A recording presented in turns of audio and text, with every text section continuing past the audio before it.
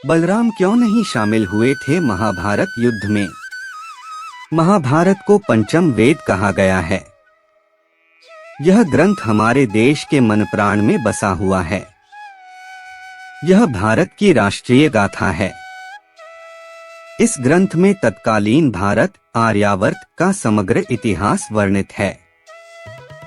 अपने आदर्श स्त्री पुरुषों के चरित्रों से हमारे देश के जनजीवन को यह प्रभावित करता रहा है। इसमें सैकड़ों पात्रों, स्थानों, घटनाओं तथा विचित्रताओं व विडंबनाओं का वर्णन है। प्रत्येक हिंदू के घर में महाभारत ग्रंथ होना चाहिए। महाभारत युद्ध में देश विदेश की सेना ने भाग लिया था। माना जाता है कि कौरवों के साथ कृष्ण की सेना सहित यवन, ग्रीक, रोमन, अमेरिका, मैसेडोनियन आदि जगहों के योद्धा शामिल थे, तो पांडवों के साथ सिर्फ कृष्ण और उनके मित्र राजाओं की सेना थी। महाभारत युद्ध के समय सारे भारतवर्ष में सिर्फ 2 ही राजा युद्ध में शामिल नहीं हुए थे, बल्कि एक बलराम और दूसरे भोजकट के राजा और रुक्मणी के बड़े भाई रुक्मी थे। भगवान कृष्ण के बड़े भाई बलराम ने श्री कृष्ण को कई बार समझाया कि हमें युद्ध में शामिल नहीं होना चाहिए, क्योंकि दुर्योधन और अर्जुन दोनों ही हमारे मित्र हैं। ऐसे धर्म संकट के समय दोनों का ही पक्ष न लेना उचित होगा।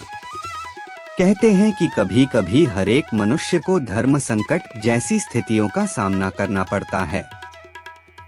ऐसे अवसर पर लोग दुविधा में फंस जाते हैं, लेकिन कृष्ण को किसी भी प्रकार की कोई दुविधा नहीं थी।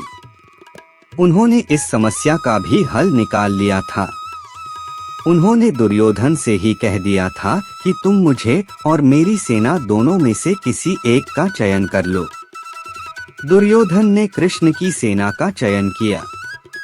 महाभारत में वर्णित है कि जिस समय युद्ध की तैयारियां हो रही थीं और उधर एक दिन भगवान श्री कृष्ण के बड़े भाई बलराम पांडवों की छावनी में अचानक पहुँचे। दाऊ भैया को आता देख श्री कृष्ण, युधिष्ठिर आदि बड़े प्रसन्न हुए। सभी ने उनका आदर किया। सभी को अभिवादन कर बलराम धर्मराज के पास बैठ गए। फिर उन्होंने बड़े व्यथित मन से कहा कि कितनी बार मैंने कृष्ण को कहा कि हमारे लिए तो पांडव और कौरव दोनों ही एक समान हैं। दोनों को मूर्खता करने की सूझी है। इसमें हमें बीच में पड़ने की आवश्यकता नहीं, पर कृष्ण ने मेरी एक न मानी।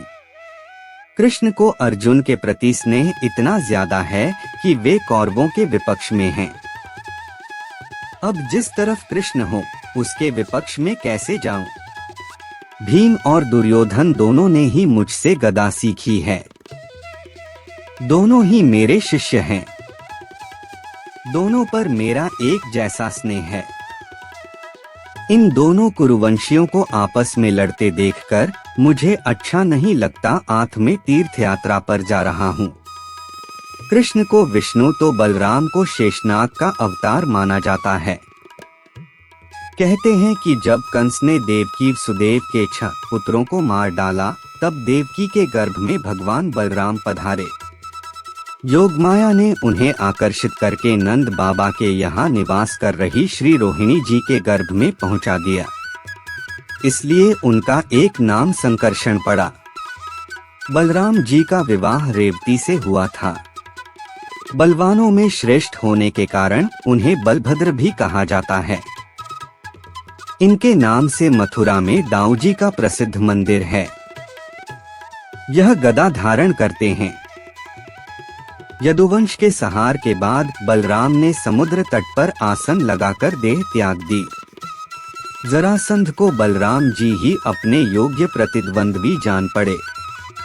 यदि श्री कृष्ण ने मना न किया होता तो बलराम जी प्रथम आक्रमण में ही उसे यमलोक भेज देते।